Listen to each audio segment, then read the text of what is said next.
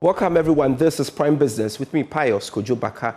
A surge in demand for dollars by companies paying for imports before the end-year holiday season has ended the Ghanaian cedi's world-beating performance. According to data from Bloomberg, the local currency had weakened 13% so far this quarter, the biggest decline globally. More in this report.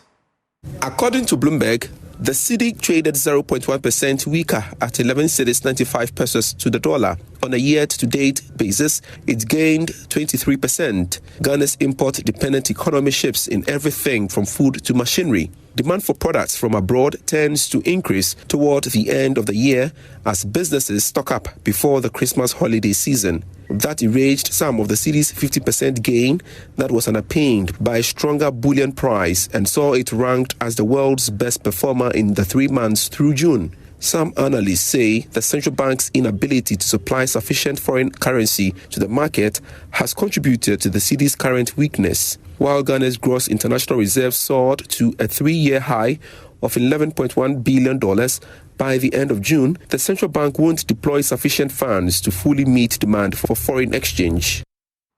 Reacting to the development, manager of macroeconomic research at GCB Bank PLC, Courage Boti, has described the recent depreciation of the Cedi as seasonal and expected, driven by market sentiments and speculations.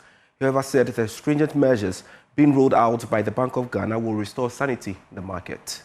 I didn't expect the Cedi to be very stable throughout the whole year or stay at the 10.3 or thereabout levels we reach throughout the year. There is always going to be volatility. We know the seasonalities and currency movements in Ghana. We know around this period, and there are two main events. There's cocoa season coming, and with the depreciation of the Cedi, that has impact on the price of cocoa and all that. You could understand some of the argument that say that probably there are some adjustment happening in the lead up to the cocoa, probably unspoken truth. And then, of course, there are also those who are not too sure that the stability that we have has come to stay, and they would want to stock up and buy all their goods ahead of the season. Typically, you tend to see a lot of depreciation. All of these things will be at play. And then, of course, those who were most hit by the Cedi appreciation, those who bought so high at 15, 14, and all of a sudden it fell sharply to about 10, with the price momentum now going, you are either buying more now to dilute your loss, or you are stocking up to sell when it rises. So there is that element of speculation as well. So there is an element of maybe market sentiment. There is an element of speculation in there. All of that play a role. So it would always exaggerate the movement in the exchange rate, and it will not reflect the real fundamental because of these intervening factors, really. But if you ask me, I never really expected stability around the same level. It was always going to move back, and the people who were most hurt would try to trace their path back when the opportunity presents itself. And it looks like this is one of such opportunity for those kinds of people. Head of Finance at Melbourne Capital, Nelson Kujo Kwagbaji, says Ghana is likely to receive a favorable credit rating from international agencies following Cocoa Board's successful payment of a 2 billion cedis coupon to investors of its restructured cocoa bills. Speaking to Joy Business, he emphasized that the payment is a key step towards restoring investor confidence in the economy. That the cocoa sector and the energy sector are two sectors that are so much saddled with debt. And so during the debt exchange program, the cocoa bills were converted into bonds. And so that was supposed to give the government a much longer tenor to be paying the coupons and even the maturity amount. And so it's good news for investors who invest in the cocoa bonds. And I think that it's going to reignite investor confidence. As your reporter rightly indicated, Cocoa Board will be going back to the market to borrow about $4 billion in fresh funds for their next cocoa season. And so to the extent that they've been able to honor their obligations, it's going to reignite confidence within the cocoa sector and, for that matter, their financing mechanisms. To the rating agencies normally rate companies and sovereigns because of their credit worthiness. And to the extent that they've been able to honor their obligation, it means that they are credit worthy. And so once they go back to the market, I don't foresee any challenge in terms of they raising fresh funds for their operations for the next cocoa season. The national chairperson of the Ghana Association of Financial NGOs, Spencer Bedu, is urging government and the finance ministry to prioritize the long-awaited microfinance sector policies to strengthen the industry.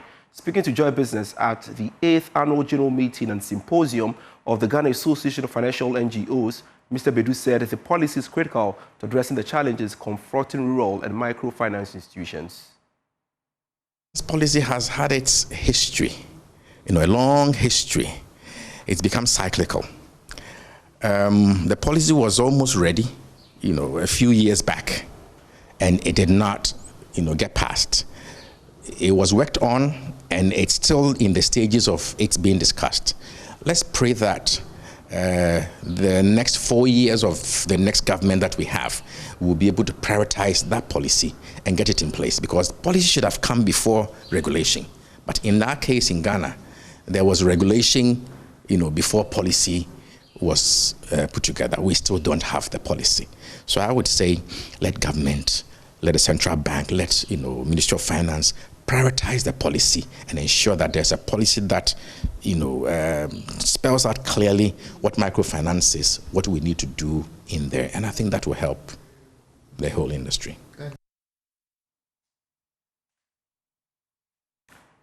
Star Assurance Group, one of Ghana's leading insurance providers, has officially unveiled Star Health, a new subsidiary dedicated to private health insurance.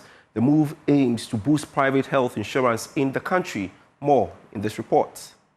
Star Assurance Group marks the official entry of Star Health into the healthcare insurance space. The initiative aims at complementing the National Health Insurance Scheme and providing Ghanaians with broader, more flexible healthcare coverage options. Speaking at the launch, Chief Executive of Star Health, Ronald Opong Adom, said the team is fully prepared to serve the Ghanaian market with comprehensive health insurance solutions. He also highlighted some of the packages that will be made available under the scheme. 3 years ago, the dream was conceived and we began working towards it.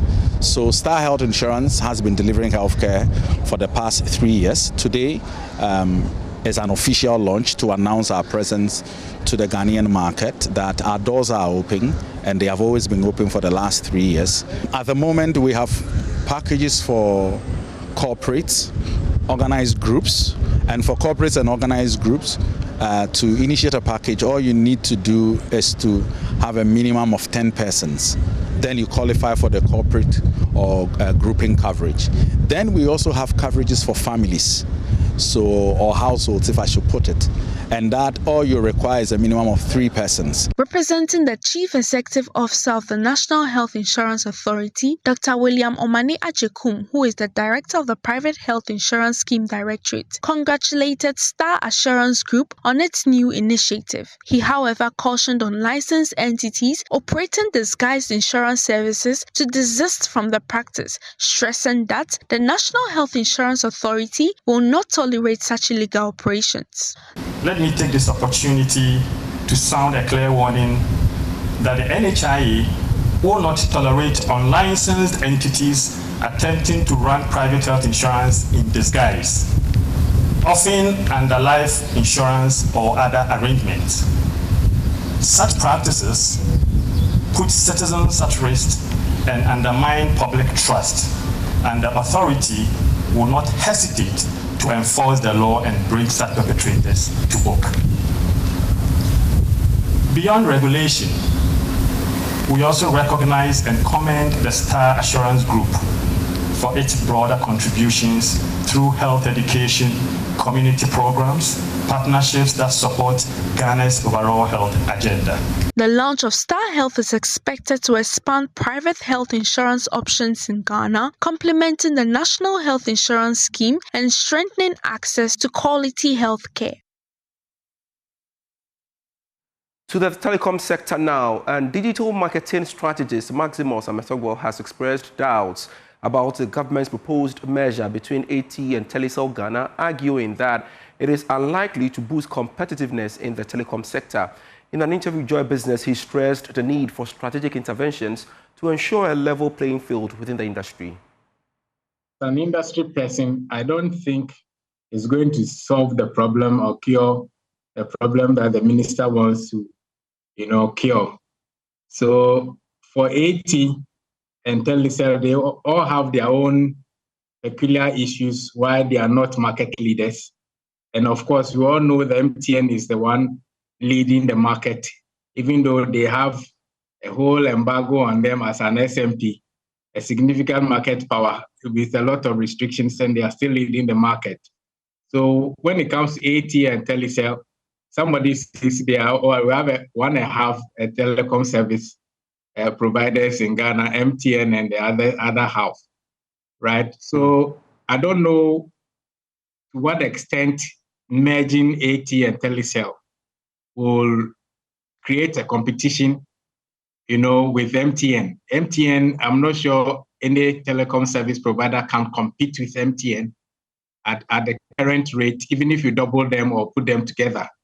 Because you see, building a brand like MTN takes a lot of work and a lot of innovation. And over the years, we've seen what MTN has done in the space, building their brand very strongly, expanding their infrastructure across the country, even micro bundling, where you can do daily, hourly, and monthly bundles. They initiated that. Even when they came as Ariba and Scancom, Space Phone, you remember they started the minute calls. You can call as a shorter time frame, so they introduced a lot of innovative products. But AT, what power are they taking to Telecel, and what power has Telecel to boost AT's coverage? For me, I think because of government investment in the telcos, that's why they are merging the two. But if you are thinking profitability, if you are thinking transfer of knowledge, I would have preferred moving it to an MTN than Telecel. MTN Ghana has announced that it will adopt a gradual approach in winding down its 2G and 3G networks, ensuring that subscribers are given ample time to adjust to newer technologies. Addressing journalists at the Digital Africa Summit here in Accra, the company's chief executive, Stephen Blewett, acknowledged that a significant section of customers still depends heavily on 2G and 3G services. The country is unique, and we need to see that there's a couple of things. First, we need to have access to devices to migrate people up to devices that have access to 4G and above. Because as we said at the moment, a lot of our customers are operating on a 3G layer, a vast majority. Even though there is 4G availability, as we've seen, it's ubiquitous, it's everywhere, across all the networks. The problem is customers are still using 3G. Now, why are they still using 3G? Two reasons. One, some customers choose to do that because they feel that when they go to 4G, they're using data quicker, which in some cases they are, because if you're using YouTube, it optimizes. But besides that, there are a lot of people that are sitting on 3G and below devices. So both have to work together. We believe that we have to go towards its efficient spectrum usage to go towards sunsetting 2G, 3G. But we have to work in tandem with, okay, well, how do we make sure the devices are there so we can do that? Because if you don't work those two together, we'll end up in a situation that we want to sunset it, but people are saying, but I don't have a device, a phone, that can actually allow me to work on a 4G spectrum. High smartphone costs remain a major barrier to Ghana's digital transformation. The GSM Association is urging government to cut taxes on mobile devices to make connectivity more affordable and accessible for millions of Ghanaians. More in this report.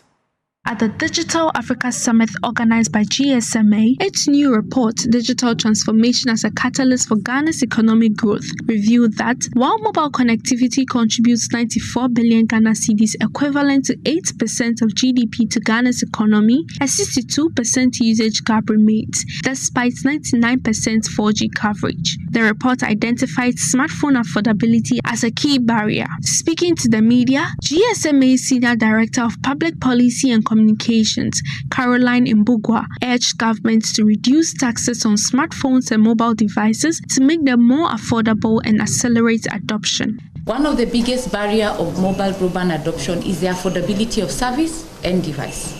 But if we don't address the cost in delivering this service and the devices, then it continues to be a key challenge that we must find a solution.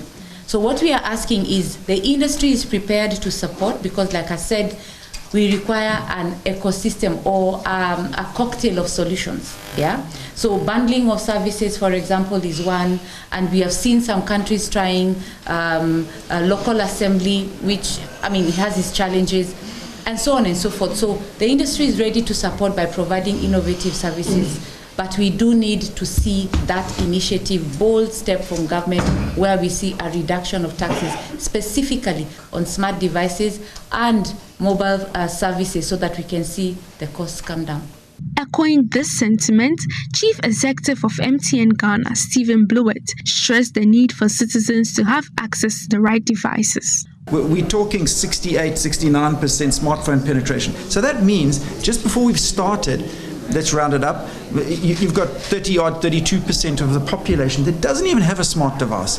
And we also need to be careful, we know this. When you look at the smartphones, some of the smartphones are very basic. The operating systems are very basic. So even amongst that 68%, so these are huge, these 30% of people just don't have a smart device. Then you take the 68% of smartphones and you say to yourself, well, how many of those actually have access to 5G and 4G?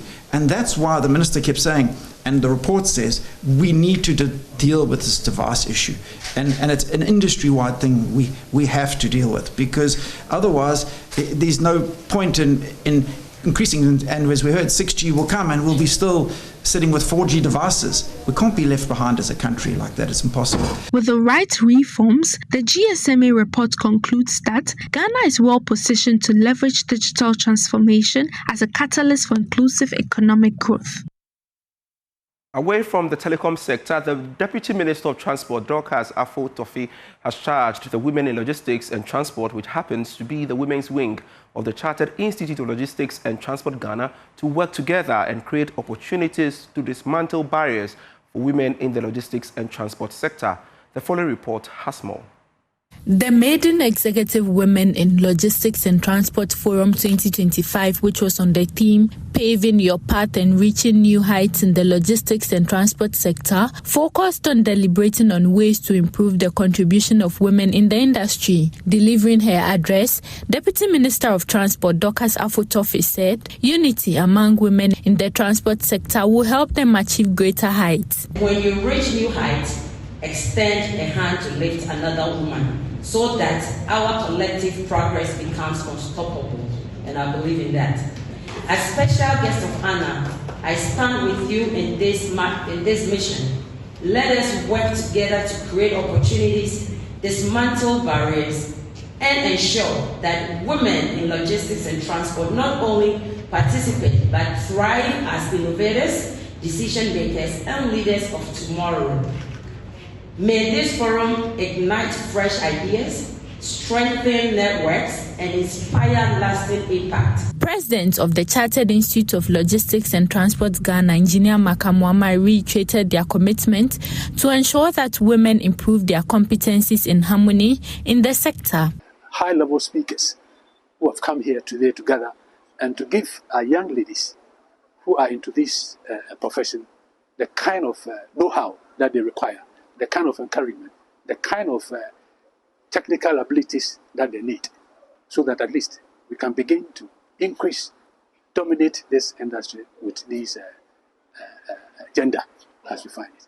Today, we all know gender inclusion has become a very big issue, and we believe that as a professional body, this is a time we should also play a role by encouraging the ladies to take and to be at the forefront of issues of transport and logistics. Acting chairperson of WeLat Ghana, Mabel Kabute, on her part said the forum is a call to action for every woman to take possession of her career journey in the logistics and transport sector. As we are all aware, this industry is a male-dominated industry, and gradually women are also trooping in or finding ourselves in the industry. So we need to encourage the women to also know that there are more opportunities in this industry for us, despite the fact that it is a male-dominated industry. The two-day forum seeks to create an opportunity for the women in the logistics and transport sector to learn from trailblazers, share experiences, and spark new ideas that will shape the future of logistics and transport. In a move to combat youth unemployment, over 550 young people in the 11 Bono East constituencies have been enrolled in the regional version of the National Apprenticeship Program. The initiative will provide a monthly allowance and startup capital for the youth upon completion, as well as other incentives. Anna Sabit reports. The regional launch of the National Apprenticeship Program here in the Telecom municipality of the Bono East region is more than just a ceremony. It is the first day of class for a new generation of entrepreneurs. The program, a flagship initiative of President John Dramani Mahama, is designed to tackle youth unemployment head-on by providing hands-on skills and, crucially, the means to use them. The model is simple but powerful. Trainees will learn directly from master craftsmen and women. But unlike traditional apprentices, they will receive a monthly allowance to support themselves during their training. And the real game changer, once they graduate, they won't be sent out empty-handed. They will be given startup capital to immediately establish their own workshops, salons, and enterprises. Bono East Regional Minister Francis Osuanchi noted that the program will create jobs for the young people who have been shortlisted. In fact, I must take this opportunity to thank the President of the Republic of Ghana for this opportunity. It is not for only Accra people, but Bono East, we've also benefited. The assurance is that our people are going to make sure that they utilize this opportunity. Reading a speech on behalf of the Youth Minister, the Deputy CEO of the National Youth Authority, Alhaji Suleiman Mahama, stressed that the goal is to create lasting solutions. Statistics shows that nearly 1.2 million youth between the ages of 15 and 35 remains unemployed or underemployed, with thousands more entering the labor market every year. They remind us that whilst education is crucial, without deliberate skills training and improved market linkage, many young people will continue to struggle to find sustainable livelihood. It is precisely this challenge that the National Apprenticeship Program seeks to address. The commitment doesn't just come from the top. The master craftsmen and women who are the backbone of this program have pledged their full support through their representative, Jamila Ibrahim. As a master craft person, we accept the responsibility placed on us as trainers, mentors, and guardians of the next generation of skilled workers. We pledge to uphold the highest standards of professionalism, fairness, and discipline in guiding our apprentices. But perhaps the most powerful voice is that of the youth themselves. For apprentices like Yabua Evelyn, this is a lifeline she and her colleagues vow not to waste. I wish to sincerely thank His Excellency John Dramani Mahama and all partners for giving us this life-changing opportunity under the National Apprenticeship Program. We acknowledge the heavy investment and government and our guarantors are making in us. We therefore pledge not to abuse this opportunity. So from the government providing the capital to the masters providing the knowledge and the apprentices providing the determination, this program is a three-part promise. A promise that the future of work in Ghana might just be built by the hands of its own skilled and empowered youth. Reporting for Joy News, Anna Sabit, Telecom. And do well to join my colleague George Yafe for today's edition of PM Express Business Edition as he interviews the Acting Chief Executive Officer of the Minerals Commission, Isaac Andrew Stando. We are discussing Ghana's minerals and mining policy review. On top of the hour it is. Grateful serving you. I am Pius Kojo Baka. You can get more stories when you log on to myjoyonline.com/business. Pause is next.